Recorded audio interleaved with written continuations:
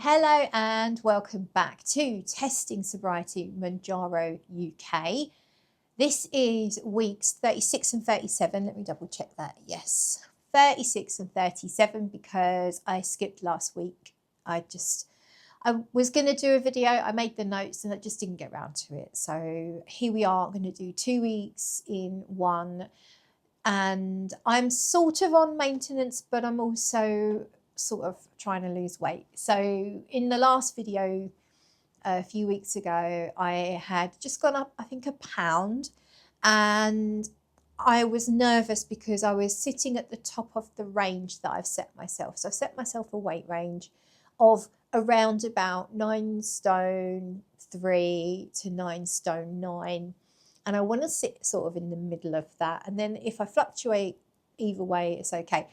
But I've been sitting at the top of that. I never really went down that low. So I only ever got down to, I think, 9 stone 5 has been my very lowest weight. And so last time I sat down in front of you, I'd gone up a pound and I just felt like, I think I was 9 stone 8 maybe, I'm not sure, about 9 stone 8. And I just didn't feel comfortable sitting there. I also had a week where I'd eaten some bad foods. I know you're not supposed to call foods bad or good, but the higher calorie, higher fat type foods, snacky processed type foods, and just didn't feel that great. So I decided to reactivate weight loss mode. And last week there was a weight loss. So week 36, I did lose some weight. So I went from 9 stone 8 to 9 stone 6.4, which is 132.4 pounds. So I was really happy with that. And last week, food-wise, was so much better. So we're talking about week 36 here, not the week that's just gone, which is week 37. We're going to get to that. But week 36, I took on board some of your comments. You made some really good comments on that last video that I posted. A couple of people pointed things out. So Ruth Fields sort of commented on protein and keeping you fuller for longer. And I have kind of lost my way with that. And so that really made me think, no, I need to get back on track and eat better foods, higher protein foods. Someone said, I think you're relying too heavily on Mounjaro. You know what good nutrient-dense foods are, but you're choosing crap instead because you think the jabs will save you. It sounded a little bit harsh, but I actually really appreciated that comment because even after I recorded it and I was editing the video, I did sort of see that myself. And it's funny how I didn't see it before. And then to have that reinforced by, I think a couple of other people said similar things, it may be slightly less harsher ways, but it's so right. In that last video, I definitely sounded like I was just relying on the jab completely. And so I did take that on board and I have reignited me, my willpower, my desire to do better and not 100% rely on the Mounjaro. So that's what I did. I definitely did in that first week, so week 36, I did really well at eating whole proper foods and not much in the way of snacks and processed foods at all. So I did a really good week and that's why I ended up with that weight loss, I think. But my exercise wasn't great. So I've been saying that I'm going to try and do a little bit of strength exercises every day, some squats, some sit-ups, on top of the swimming that I do, and just trying to walk. I try to walk little walks whenever I can. So I do a little bit of selling on eBay and Vinted, just selling my old clutter and stuff. And I always walk to the shop with my parcels. But obviously when the weather's really crap, my walking definitely does go down. But yeah, week 36, the exercise wasn't brilliant. It's like I'm finding I can concentrate on the diet and then do quite well at the diet side of things. And then the exercise falls down. I'm having trouble doing good at both simultaneously. And the same for this week in terms of the exercise, just not been that great. I have done 2 swims this week and I did 2 swims last week. So I think that's okay, but really that is the absolute bare minimum. I haven't done much in the way of squats and sit-ups, not a lot of walking, hit a few little walks. I think I did do 1 walk into town and back, which is maybe 8,000 steps. But apart from that, my exercise has not been that great. And then the food this week, not as good as the week before. Not really bad, not as bad as the week before that, but not as good as the week before. So there's been snacks. I've been working, I did 4 12-hour day shifts, and I found myself, when I went to the shop to post something, I did a quick walk out on my, as a little break from my work, and I ended up buying a load of snacks because my little shop has some really good snacks, great selection of sweets and chocolates and crisps and stuff like that. And I ended up buying this big bag of Space Invaders, which is such a retro crisp from back. We used to all eat them in the youth hut at school. So on break time, there was this little youth hut on the school grounds that you could go to, played music. The cool people went there, but sometimes I went there too. And they sold snacks and things. And Space Invaders was like 10p a bag. And so many of us would be eating Space Invaders. And they had this big bag, not the 10p size bag, a big bag of Space Invaders, the pickled onion ones. And I've ended up eating it's not like a massive family pack, but it's like what you might call a grab bag. And I almost ate the whole lot in the one day and made my tongue sore because it's that pickled onion flavour, and it's like literally my tongue is still sore. So there was that. There was a big bag of sweet and salty popcorn that lasted across 2 days.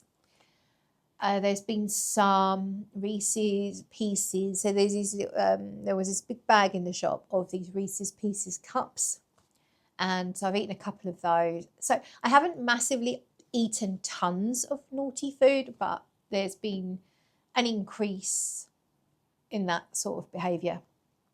So needless to say, this week I have gone back up in weight. This week I am 134 pounds again. So I've gone back up to 2 weeks ago's weight, the last video I posted. So I've gone back to that weight of 9 stone 8. And I'm not beating myself up about it because obviously it does fluctuate. And actually during the week when I do my little cheeky extra weighs, it's never been higher than that. It's sometimes been lower. So I don't feel like I'm putting weight on. I'm just fluctuating at about the same weight. So I don't know if I've got the mental capacity right now to really push for weight loss, because if I really wanted to lose weight, then I would count calories and I would increase my more cardio-like exercise. I'd make the effort to increase my steps. But I just don't feel like I'm in the right headspace for it right now. So what am I going to do? I actually don't know. I don't have a plan. I think it's the weather and the way it gets so dark sometimes, even though it's only like 2 in the afternoon, it's got quite dark. It's been wet, it's damp, it's depressing, and I don't feel motivated to do much exercise or any. And yeah, just I think it can drive you to try and cheer yourself up in ways of sugary snacks and crisps and things. Maybe. I mean, I sound like I'm making excuses. I'm not. But I just don't feel like I'm quite in the right headspace to really tackle the situation to say, right, that's it. I'm going to get down. I'm going to lose 3 pounds and then maintain there. That's what I want to do, but I don't want it enough right now. So my plan is to muddy along. No, I don't want to get muddy. I want to muddle along. Try to concentrate on the food. I think food is 80% of your weight. If you're trying to lose weight, all the experts say it's at least 80%, if not more. Like, you can do a little bit with exercise, but it's the food you consume. You can't outrun a bad diet. That's what people say, and I believe it. So I think I'm just going to concentrate on the diet side of things, because I think I could probably have the headspace for that. So that's what I'm going to do, is just try and do better, not buy snacks. I've now got 2 weeks off work. I do find it easier to eat better when I'm off work. There's time for shopping, there's time for cooking, and I tend to not feel like I need as much food when I'm not working. If I get up at, say, when I'm working from home, I'll get up at 6 a.m., just before 6 a.m., log on the computer straight away, and then I might start to get hungry, say 9-ish. On Mounjaro, it would be different. If I wasn't on Mounjaro, I'd be hungry a lot sooner. But on Mounjaro, I'd probably get hungry about 9-ish, but I might be busy. I might not end up eating till 10 or 11. But I still end up probably having some kind of breakfast and some kind of lunch, as well as maybe a dinner. Although sometimes I merge 2 meals into one. But when I'm off work, I get up later in the day, and I definitely only eat twice a day. And that's easy for me to do, and I don't really feel like more than that. So yeah, while I'm off work, I do think I can control my diet a lot better. So I will just be, these 2 weeks that I'm off work, I think I'll just concentrate on eating well, like good whole foods, protein first. I definitely found that here's something that I kind of already knew, but I definitely relearned it these last couple of weeks, is when I get hungry, I definitely feel like snacks. I feel like the instant hit of a high processed food. But if I ignore the urge and get the yogurt and the fruit out, or have some soup, something more healthy, once I've had a few mouthfuls of that food, any cravings are gone. So that is something that I need to take forward with me, is that it doesn't matter how much I'm craving for something. If I'm actually hungry, I need to eat proper food. And then if I'm still feeling like something snacky afterwards, I can have a small, highly processed item of food afterwards. But I'm not going to overindulge because I'm no longer hungry. And I think that's the problem. When you're eating a snack because you're hungry, you're going to overeat the snack, and the snack's already highly dense, calorie dense. So something that I have definitely tried to implement these last couple of weeks, albeit that went out the window with the Space Invaders. So I think I was hungry when I opened up the Space Invaders. I should not have done that. So lesson learned. Let's talk about my actual dose. So I am taking 2.5 milligrams. When it came to last week, so week 36, I actually ended up going 9 days on the 2.5 milligram because I was away for a couple of days. Or I can't remember if I was away then, or if I had plans for a takeaway. But either way, I delayed it a couple of days for reasons, various. So, and that 2.5 milligram did keep me under control for the whole 9 days. So I thought, great, like this is really good. This week, however, as I say, I've been a bit more snacky, and I felt like the Mounjaro isn't working as well as it did last week. And I was almost tempted to take it a bit early. And then I remembered what some of you said about me being too reliant on the Mounjaro. And I thought, no, I'm going to wait a week. I won't go 9 days, because that was a fluke, obviously. I'm going to wait a week and take it on Wednesday. So today is Monday, and yeah, I'm day 5. I feel like I want to take it, but I don't feel like I'm out of control, and it definitely is keeping me fuller for longer. So today I went for a swim this morning and I had to force myself. So this is what I'm talking about. My motivation's really not good. I really had to force myself and I almost didn't go. I sat there and I thought, oh, I could just let myself off this. But I hadn't been because I've been working. So 4 days I was working, I didn't go. And I've only been a couple of times a week for the last few weeks. And prior to that, I was doing better. I was doing more like 3 or 4 times a week. So I knew that I was going to feel really crap about the fact that I didn't go today because I'm away. I've got a work course. I've got a long drive ahead of me later today. When I say a long drive, it's going to be about 2 or 3 hours. So I just want to clarify that. If you're not in this country, if you're in a big country like America, 2 to 3 hour drive is nothing to you. I know. But if you're here in the UK, it's a long way. So I got a long drive later today and then I've got 2 nights away. So I knew I wouldn't be swimming. There's no swimming pool at my hotel. And so I needed to do it today, but I really had to force myself. That's what I'm saying. The motivation is very low. I don't want to leave the house when the weather's like that out there.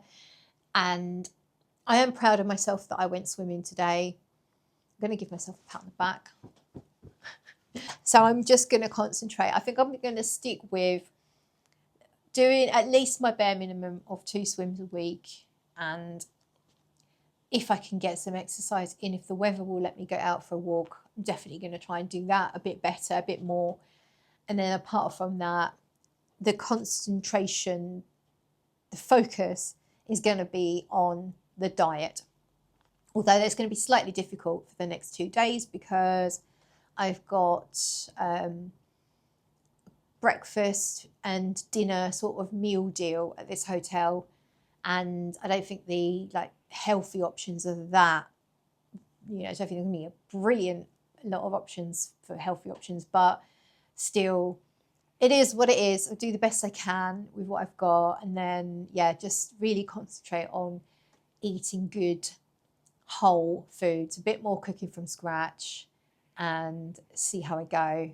But mentally, I'm happy. I'm really happy with how I look and how I feel, how my clothes fit me. So I don't feel sort of desperate to lose any more weight, but I just know that I would feel more comfortable if I was fluctuating around a slightly lower weight for my maintenance. Shopping. So in the last video I posted, I told you that I put myself on a shopping ban because it has been getting out of hand over the last couple of months. Vinted especially, you can buy really good quality clothes on Vinted for very good prices because it's just literally saturated. The market is saturated in secondhand clothes. And if you like nicer quality clothes that are made of wool, cashmere, and what else? I don't know.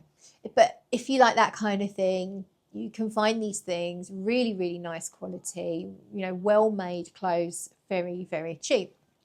And I went a bit wild with it, and now I have more cardigans than I can ever wear because I've got a cardigan fetish. This is a Vinted cardigan. It's from a company called Alex Mill. I haven't heard of them, but it's a cashmere, I think it's cashmere merino wool.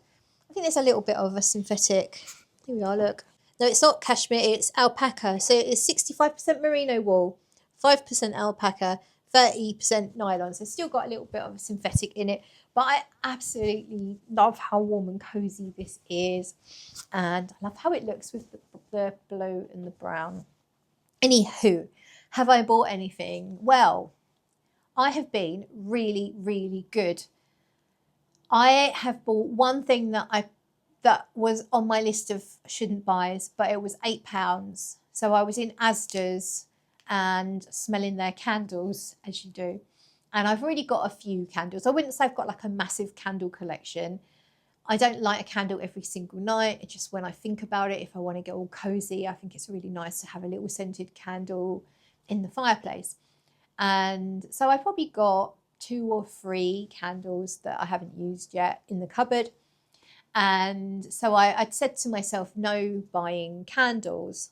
And then I smelt this one in Asda's, and I think it might be a copy of a Jo Malone Peony and Blush Suede. So it's like a really musky floral. It's just really soft and lovely. And it was on offer. It's a big one like this, three wicks. And I think it was down from £25 or £26, and it said it was down to £12 something. But when I took it and paid with everything else, it was only £8. So that's the only non-essential item that I've bought breaking my own rules. Apart from that, I've been really, really good. I've not ordered anything on Vinted. There's 2 things that I was looking at that I really wanted. So the thing is, I shouldn't even look at Vinted, but I am selling a few things on there. So then you end up, you can't help it. And your homepage is flooded with stuff that you like. So I saw this jacket and I really, really liked it. And it was like a really nice quality. And it's just appealed to me. And I was really tempted. And then I just like put it away and I didn't buy it. And it was sold to someone else. So that went. And there's been a couple of other things I've been looking at and sort of really wanting, but I managed to stop myself. So please do give me some congratulations in the comments below. Let me know that you're proud of me, because I'm proud of myself for not buying anything I don't need. And I've also then sort of gone down a bit of a rabbit hole of trying to declutter a bit more of my house, just get rid of stuff because we have too much stuff. And then YouTube takes me on a bit of a rabbit hole of frugal living and sort of like financial channels. And now I'm sort of planning my early retirement. And it's crazy if you stop spending on unnecessary stuff, then you really can save so much more. And so yeah, so I'm now on a little rabbit hole of figuring out when I can retire early. But that's probably that should be on a different channel. But yeah, very proud of myself for not shopping. Still got 2 weeks left till payday, and then I'm probably going to try and do like a low, but just a general low buy life. I do feel like I'm going to buy the odd thing that I shouldn't, but I'm going to have rules to follow. So that's that. I did buy my next Mounjaro pen though. That I just literally bought that, and that kind of scratched a little bit of an itch. One good thing about not buying stuff is actually it gives you back not just the money that you would have spent, but it gives you back the time and energy spent on shopping. So when I shop, I am a bit of a savvy shopper. I shop around and I use cashback sites. If you don't use cashback sites, you are missing out on free money. So I will link my referrals. These are not anything, it's not a YouTuber-y thing or an influencer thing. Everybody, when you use a cashback site, you get a referral. And if you get your friends and family to sign up, then you both get a little bit of a bonus from the cashback site. So I'll link my referrals below and you get something like £25 just for signing up with the link. So I use Top Cashback and Quidco. My Mounjaro, my supplier is on one of these cashback sites and is quite a generous cashback. It's like nearly 6%. So that works out something like £17. So they also had a discount as well of £25. So I thought I might as well order it. I've actually got plenty in the fridge and keep me going for months, but I thought while there's a discount, I might as well do it. So if you're buying Mounjaro, check your supplier and see if they're on Top Cashback or Quidco. Use my referral code as well, and you will. The cashback takes time. Like don't count on it.